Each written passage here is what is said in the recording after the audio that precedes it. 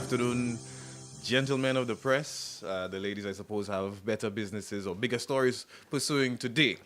In any case, it's another round of press briefing discussions with the various government ministers. And first to bat, if I may use the sports palace, is the Deputy Prime Minister and Minister for Investment, Tourism, Creative Industries, Information and Broadcasting, Honorable Dr. Ernest Hilaire. Well, good morning. Thank you very much. Just a couple of highlights to mention. The August tourism arrival numbers are out and will be officially circulated by the Central Tourism Authority. But I can say to you that in August 2025, stayover arrivals had a 2% increase. Let me just make sure. Yeah, had a 2% increase compared to August 2024. Yet, on a year-to-date basis, that's January to August 2025, we are still 3% lower than for the same period in 2024. Of course, you'll recall that 2024 was our best year ever. So we've seen better, higher arrivals for July and for now August compared to 2024.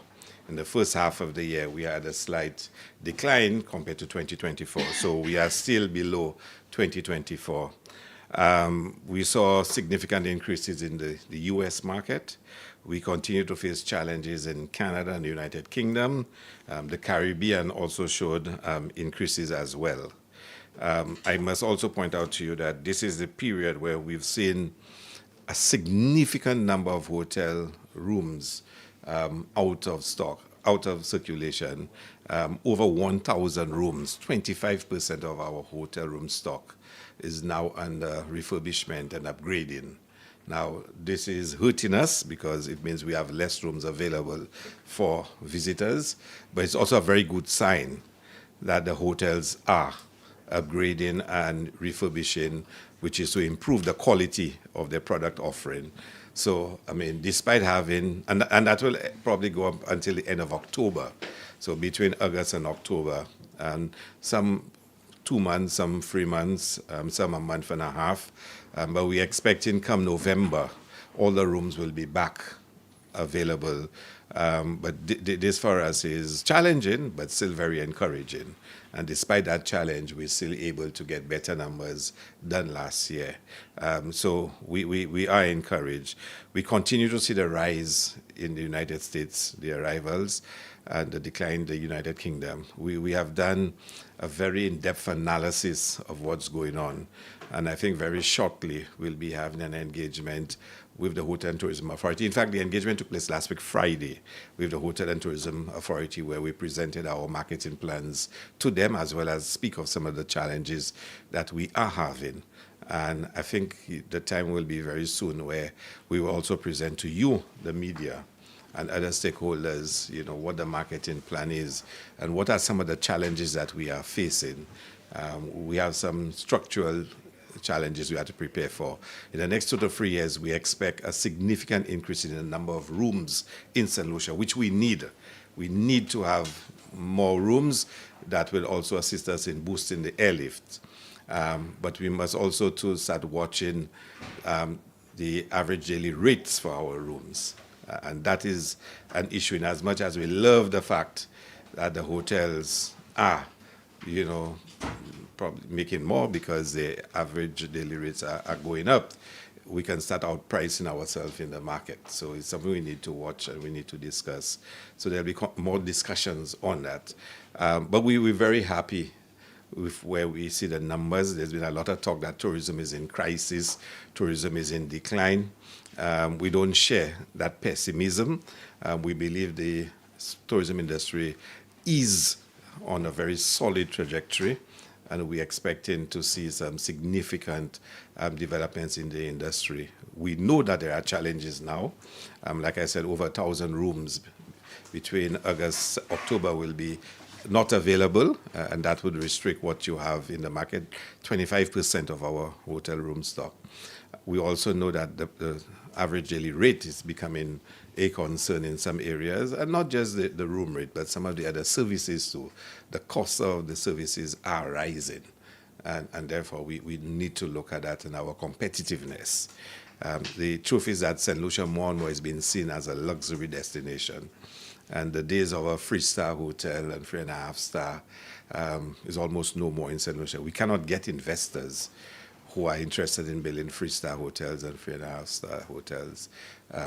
So it is a reality, and we need to continue to discuss it and to see how we can prepare ourselves, to deal with those structural changes. It may be that government will have to give some exceptional concessions and incentives to investors to invest in the lower tier to be able to attract, some of the markets where people want to pay less and stay longer, as against the American market, which tend to pay higher but shorter stays. If you're going to be staying here for 9 to 10 days, you would not be the same person who wants to pay high rates. Somebody who comes for 5-6 days would probably be better prepared to pay higher rates. So we're looking at this, and it's really an area that we want to focus on in the coming months. I think, again, we should very soon, we will be, of course, let me start off differently. You would recall we had signed a memorandum of understanding with the Nigerian government when the president visited, and there were a number of areas in which we agreed to collaborate. The first of which is the Lagos Fashion Week. And, St. Lucia will be sending a delegation, on different persons. I'll give you more details next week as to who is going, to be able to start building the relationship between St. Lucia and Nigeria in the creative sector, and in particular fashion, film, and music. The Afrobeats. So we're hoping we can send a designer, we can send a music producer, we can send somebody from Export St. Lucia who will build the links for the export of our services, and as well as somebody from creative industries, from the ministry, who can, of course, look at the policy side of it. But we are working, intensely to make sure we fulfill that agreement that we signed. So you will hear more about this, and this for us is a major achievement. I don't know, I have a third point, but I don't know if you want to ask any questions on these two, because the third one is political. So I don't know if you want to ask me questions on this one, and then we can switch. Yeah, just to tie into what you mentioned about the visit to Lagos. My interest would lie within the orange economy and the creative sector, its contribution and its importance to our economy. Yeah, well, I mean, we have recognized that the orange economy certainly can make a significant contribution to the GDP of the country, as well as creating numerous opportunities for our young people. And if you just think about it, even at a superficial level, from designers, seamstresses, musicians, artists, painters. I mean, there's so many areas. And what makes the orange economy even more exciting is that it is dominated by young people, And therefore, when we speak of an age when young people face, higher levels of unemployment than other demographic groupings, it really gives us an opportunity to get them constructively engaged. And more so when you look at, for example, the Youth Economy Agency, where we speak of, your hobbies becoming your livelihood. In other words, you love doing something like painting, and that's your pastime. We say to you, you can make it into a livelihood, and therefore you can get the grants from the youth economy. And then we announced the Creative Arts Grant Fund.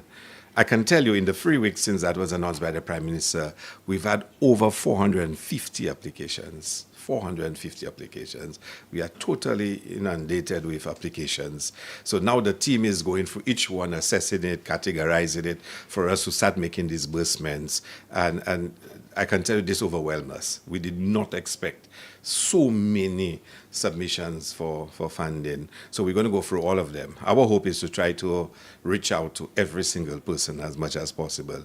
Of course, the team will assess it, the technical team, and advise us moving forward. In fact, I'm already preparing myself to go to the Prime Minister to tell him he might have to top it up. So I haven't, he'll probably hear that in the news. But, you know, the response has been overwhelming. So the orange economy for us is a very powerful, you know, avenue to create more employment, especially among young persons, but also to bring more income into the country, and also to influence the tourism industry, because there's a demand from hotels for high quality entertainment and you know, creative expressions, and we have to be able to satisfy it.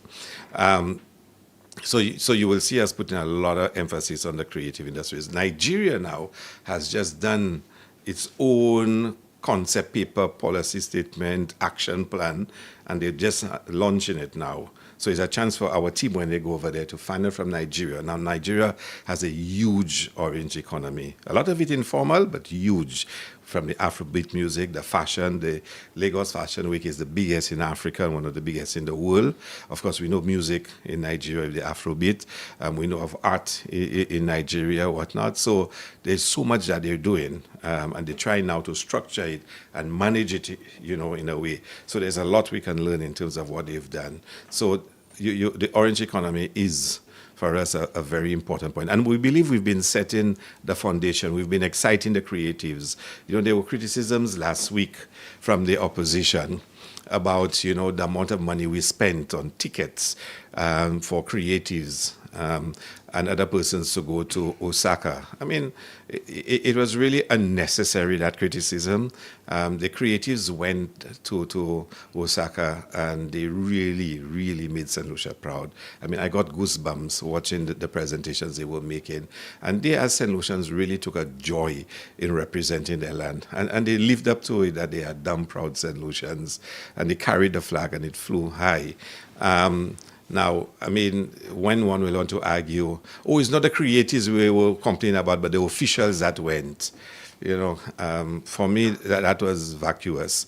The government of Japan paid for the government ministers who came there to be there. But in any case, you know, where does one get this notion that a minister of creative industry should not go with the team to Osaka or World Expo, or anywhere for that matter, where St. Lucia has been represented?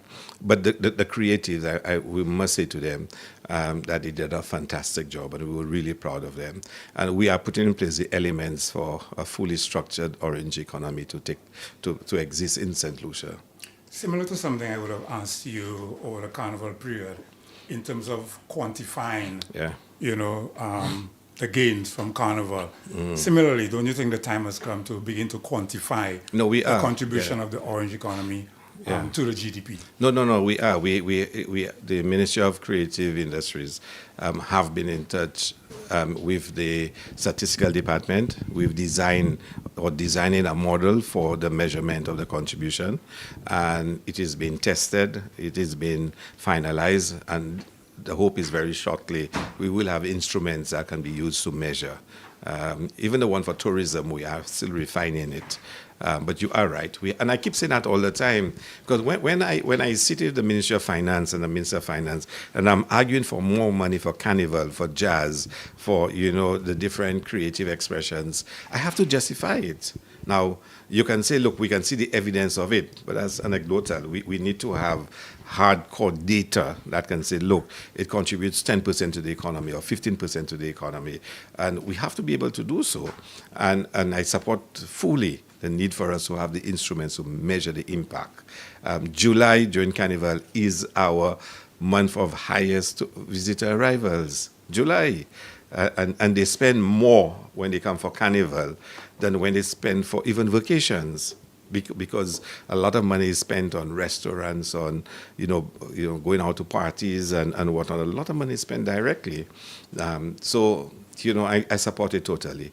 And we have been pushing to have the right instrument in place. But these things have methodological issues. There are a lot of, for it to be scientific, it has to be pressure test and, pilot tested and all different processes before it can be taken as valid. Because remember, it must be both reliable, and it has to also be something that one can, and valid, something that somebody can say every time it will measure the right things in the right way, and it will also be measuring the right things. So, there are experts who are dealing with that, and we will continue to push for its adoption.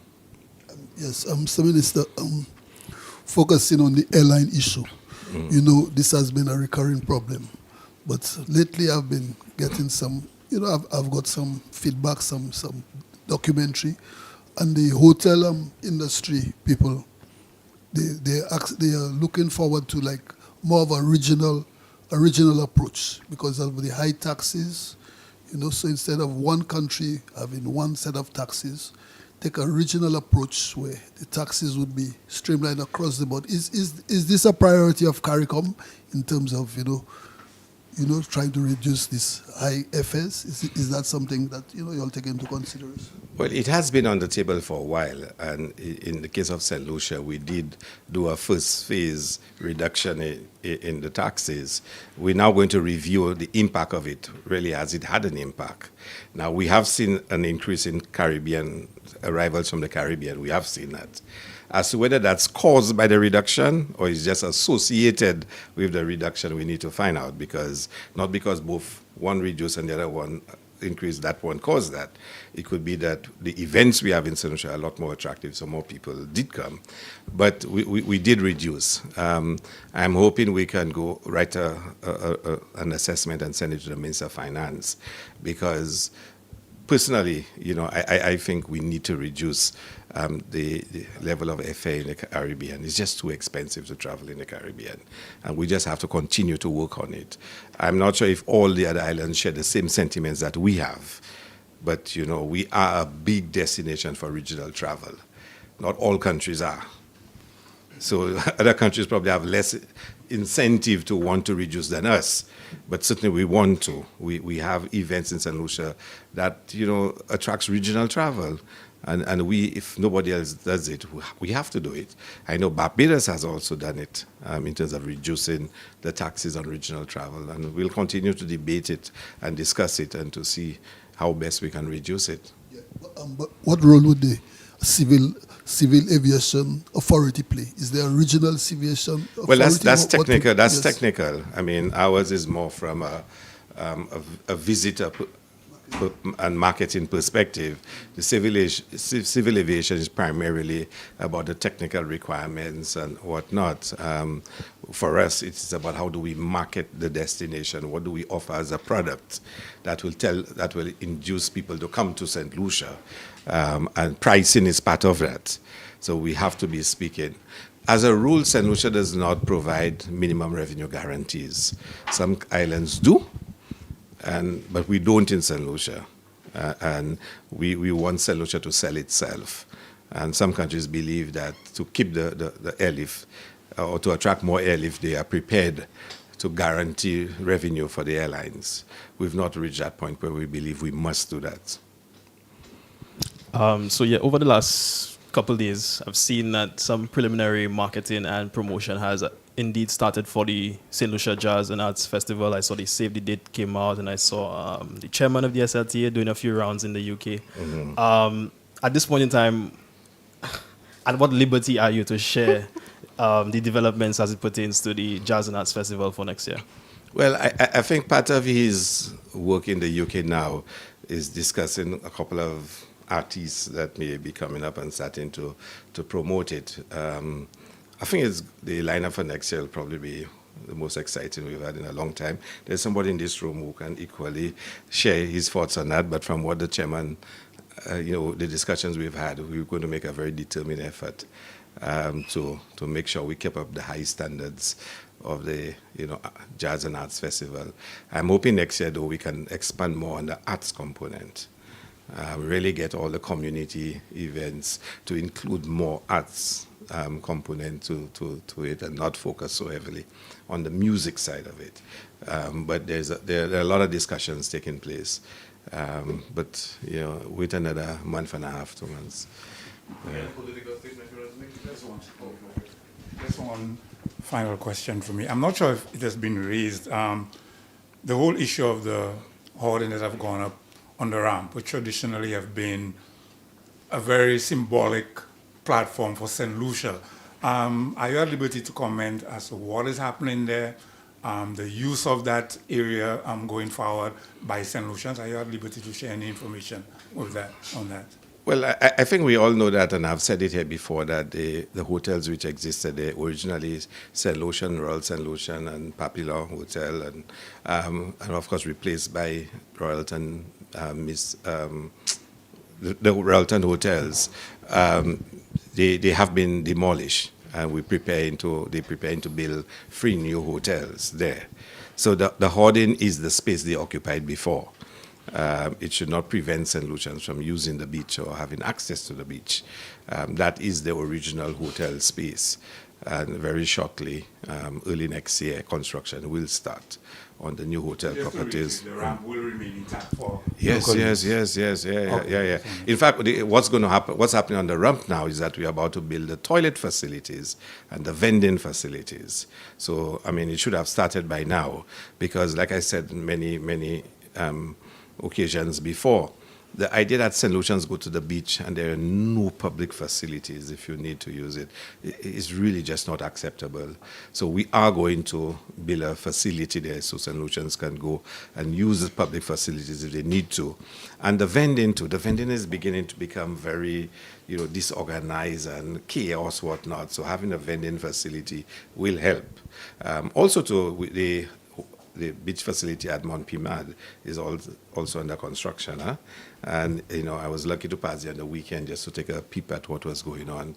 And I think, we will be really excited by what we see when it's completed, hopefully by the end of October. We're hoping that sometime early November we can open that facility. And it's going to be a really fantastic facility. Again, it will have public facilities. So St. Lucians coming on the beach, they will have public facilities.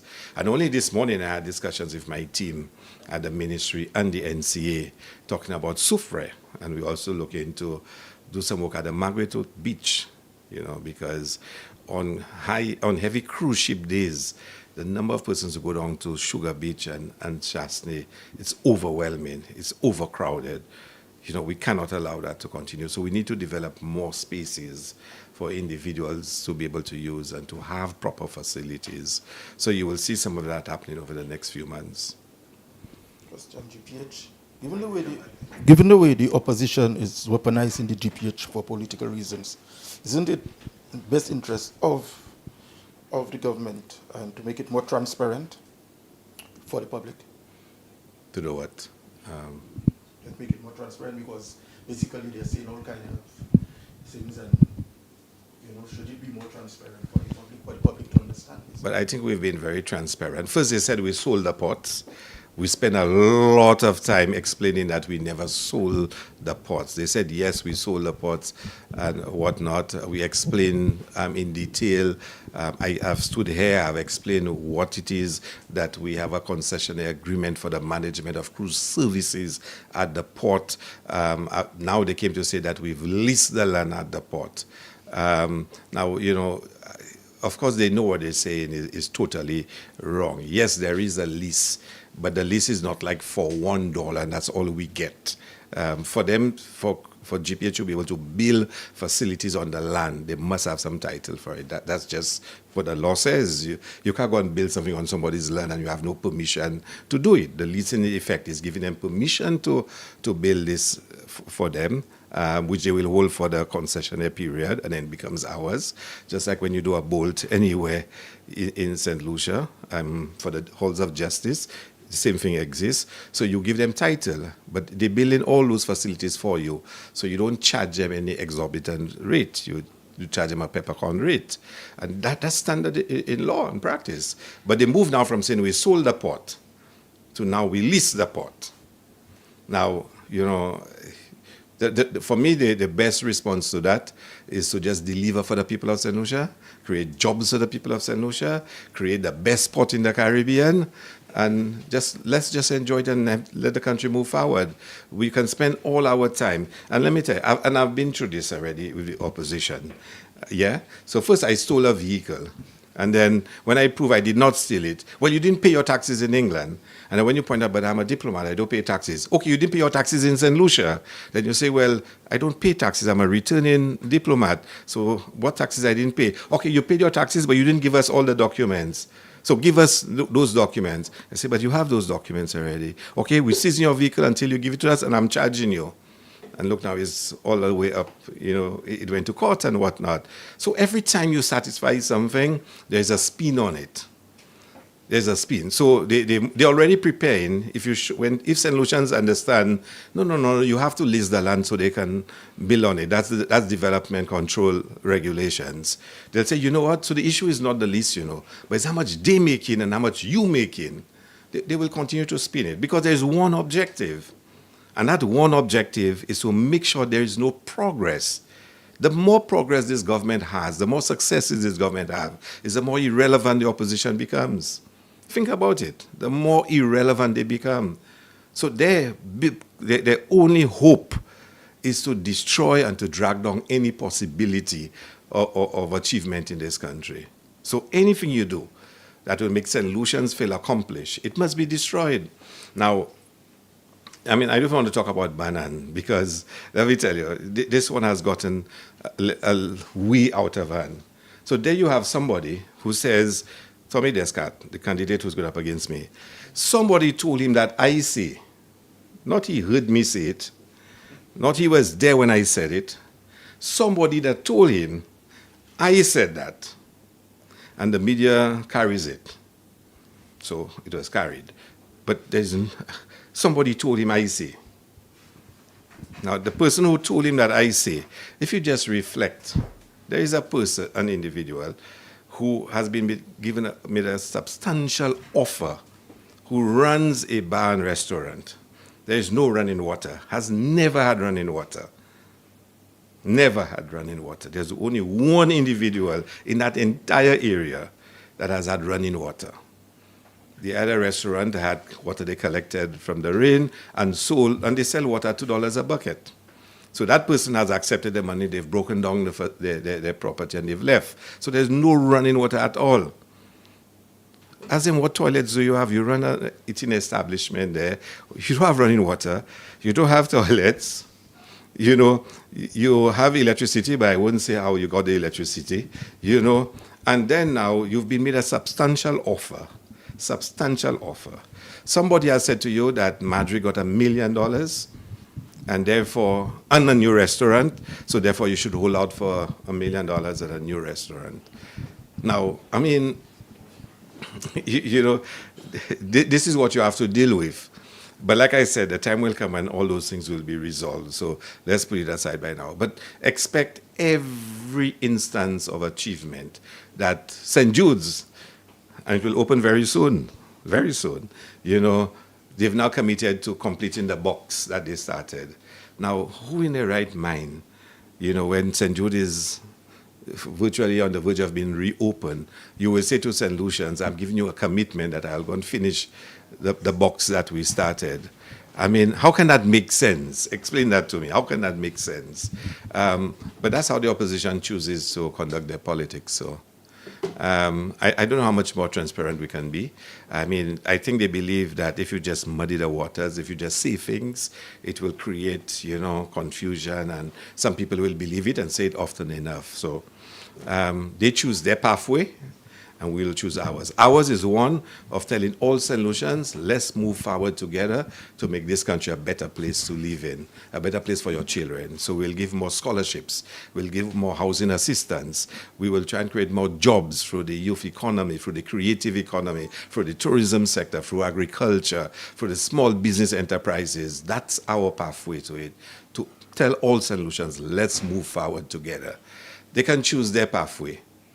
I saw a clip this morning where one of the opposition persons saying that blood must flow in St. Lucia.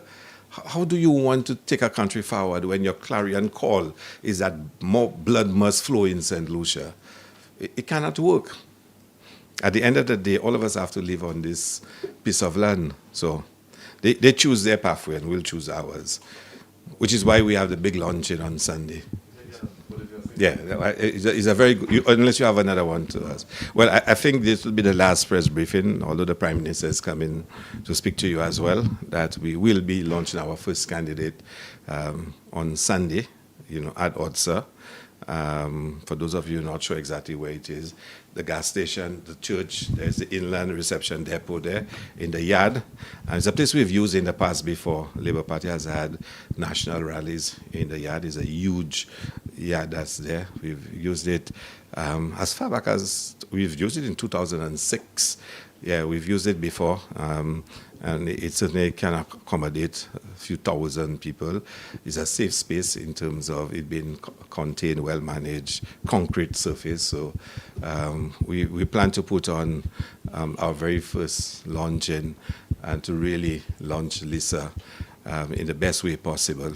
We have every reason to believe that the Cashville South East seat will be retained by the St. Lucia Labour Party, that Lisa is going to be a formidable candidate, and she will join us in Parliament after the next election, whenever the Prime Minister calls it. And I want to invite all of you to come to Odsa. If you cannot come to Odsa, then view it online or on broadcast television. But it would really set the tone for the campaign that we will conduct. Our campaign will not be one of mepui, roro. You'll always get a little picong every now and then. This, after all, is the Caribbean, and political picong is part of our culture. But no mepui, no roro. We're not calling for violence. We're not threatening anybody. We're not reviving no boloms or anything like that. We will be presenting to St. Lucia what we have done, and we'll be presenting the credentials of our candidate and why, she is always a better choice than Guy Joseph, who, ironically, is deputy leader of the United Workers' Party. So if by some chance he ever gets into Parliament and into government, he can easily become Prime Minister of St. Lucia, which I think is a frightening thought. But we'll make sure that doesn't happen because Lisa is going to defeat him. So I think this Sunday will set the tone for the next few months, how we will conduct our campaign and the kind of, enabling environment we want in St. Lucia. You had me there for a moment, you started saying this may be the last press briefing. Yes. For a moment, I was holding my breath. Before the first launching. Anyway, my question as Minister for Creative Industries, we've heard, just to take it to another angle, on both sides of the political spectrum, we've been hearing songs, remixes, political songs. As Minister of Creative Industries, what would you say to the different candidates in terms of the creative aspect, in terms of obtaining the proper licenses for ECHO, and even for the party itself? What do you have to say to that? No, I think we have legislation, we have regulations in St. Lucia that covers those provisions, and no matter who you are, you have to respect them. And now that you've mentioned it, I will flag it, that it is something we need to pay attention to, because that's the regulations that everybody should be guided by. So there's no getting away from that. Not because you're in politics or you're a political party. You should willfully and knowingly disregard those requirements. We speak in politics. The UWP seems to have a full slate of candidates. Does Labour have a full slate? And would it have been more advantageous for Labour to call an election on them before basically they're ready? Well, I mean, as to calling the elections, that's above my pay grade. Only the Prime Minister can decide when he thinks is the right moment. As a politician? No. I'm guided by the decision of my political leader, who is the Prime Minister. He will make that call. And if he calls it 21 days, we'll be ready for 21 days. And if he decides, in his own judgment, it's best to go, closer to the not the regulated, but the FIFA anniversary, that too will work for us. I mean, the more time we have to sell our story, for some people, the better that is. But that's not even my call. My call is my call is to just be part of the whole process and contribute to it. We have all our candidates. We have all our candidates. And we're ready to just take them. Some of us prefer a long, battle, to grind down the opposition to the dust. Some people rather a quick uppercut, knockout, and move on. But the Prime Minister decides those things, and we alone. All 5 new candidates or every? We only launch in one candidate. Only one.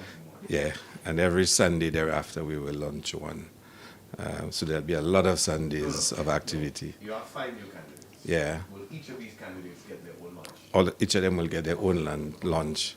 And anybody else we believe should be presented again, it will happen. So block off your Sundays for the rest of the year. Block off your Sundays. Go to church on Saturday night if you can. Yeah, go to church on Saturday nights because Sundays are now reserved for major activities.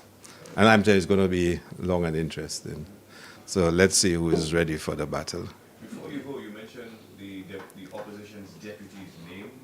I don't know if you have had the chance to hear some of his recent platform rhetoric. He is accusing the Labour Party of practicing in the occult and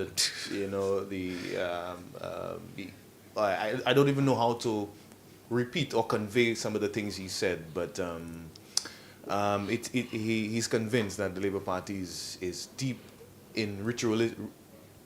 There's a lot of ritualistic stuff. Yeah. To cause you to be where you are right now. What do you make of politicians in 2025 that clutch onto that type of folklore, if you will, mythology, even if it's made up? That is what they have to offer the electorate and their base to get them energized, as opposed to, I don't know, speaking facts. Well, I think probably just a sign of desperation. I mean, such spiritual beliefs have been part of our folklore, who we are, whatnot. So there are people who believe in it and want to practice it, and there are those who just don't. Their eyes are very set on faith in, the God above and the God Almighty. For my part, I mean, I have no notion of those things, none at all, to the point where I don't even believe it exists. That's how it is. It's of no consequence to me. I'm a God-fearing man, and that's it. That's all I know. Like I said, even in our folklore, when people speak about those things, I don't even have an understanding of it. I just don't believe, those things exist. But there are St. Lucians who believe in those things, and he obviously is one. There is an interview of him saying, I think his father or grandfather, had special powers and was part of the occult, whatnot. I mean, all I can tell him is, let God, I hope God, I hope he finds God. I mean, lastly, I don't know why the political question is coming from this side, but lastly, the opposition leader denied that he ever turns pink whenever he sees you in Parliament. That's one. And two, he used some interesting words to characterize the Philip JPA-led cabinet. Little boys wearing short pants and a bunch of novices. Care to respond to his choice of words to describe yourself and the Prime Minister? Somebody called me and told me, you must listen to this, you must listen to this. Now, normally I don't bother to listen to those political programs because, for me, it's not really, it's neither here nor there. But they insisted I had to listen to it because the interview, the way it was going, the leader of the opposition crying, or getting tearful over the situation that some people face. I mean, and I'm wondering, he was Prime Minister for almost 6 years. Almost 6 years. And what did he do? The excuse of COVID came cannot hold anymore. You had 3.5 years before COVID came. So forget the last 2.5 years. But tell me what you did in your first 3.5 years to show that you had a commitment to transforming those person's lives. Because I can tell you what Philip JPA government has done. I can tell you the amount that I have spent on housing assistance to repair houses, the same condition. Now, we can't repair everybody's house, but I know I have repaired hundreds. I know there are individuals who could not meet their medical bills, the same medical bills he was talking about, and we out of our CDP paid for chemo treatment, for CT scans, we did it, pay for medication because we know they cannot. And do you know what he said and his people said? We are giving handouts. We're making mendicants of the people. So how do you balance? How do you really make it make sense? And so I switch the television to listen to what's really going on. And I mean, I felt the anger in him when he was talking about the economy and little boys in short pants running the economy of St. Lucia. Well, bro, let me tell you something. Little boys in short pants doing a damn good job at it, a damn good job at it. Because you look at the statistics, running an economy with surpluses, with growth consecutively, when to be able to make those payments we've made to public servants in terms of their back pay, their increases, pensioners getting increases, the economy has to have the fiscal space to do so. And it's because it is being managed properly. The increases in support for small businesses, for the youth economy, for scholarships, where is it coming from? It's because the economy has been managed properly and we have the monies to invest in those things. And yet you're saying that the economy is in crisis and things are so bad because little boys in short pants running the economy. Well, let me tell you, that's one time I don't want no long pants, So, and I felt the anger in his voice when he was saying that. It's almost envy to the point of anger, that you're so envious of what's happening. And when the Prime Minister come, ask him, when he came in as Prime Minister, how much money did he find in the Treasury? How much did he find? We did not have enough money in the Treasury to pay salaries. As the Prime Minister, what were the payables of the government? Almost $160 million, I think, is down to about $12 million now. You know what what the government payables are? It means bills government have out there in the economy, in the business sector, that it has not honored. And it was $167 million. We've taken it down.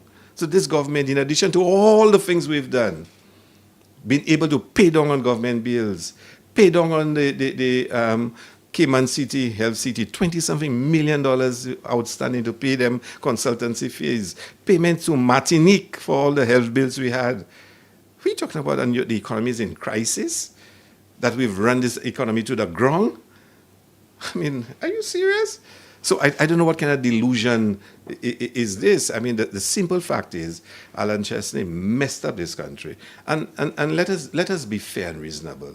COVID did come, so it would have had an effect. But why did we have to be the worst affected? Why did we have to be the worst affected? Why did we end up being one of the worst economies in the world? Why? Of course it affected everyone, but we carried it worse than anybody else. And what we've done under the leadership of Philip J. Pierre, stabilize it and make sure it takes off. And the people, Prime Minister just announced, I think yesterday, he's telling public servants, you'll get another bonus in December. That's a takeoff, eh? Another bonus. I mean, even the media wants bonus now. As minister responsible for us, give us something to follow. Are you not worried that it's making... You're not worried that your administration is making the private sector look bad by dishing out these bonuses? Well, we don't make them look bad, but I'll tell you something. It's a philosophical principle. I believe when there is, there are successes in the country, when there is,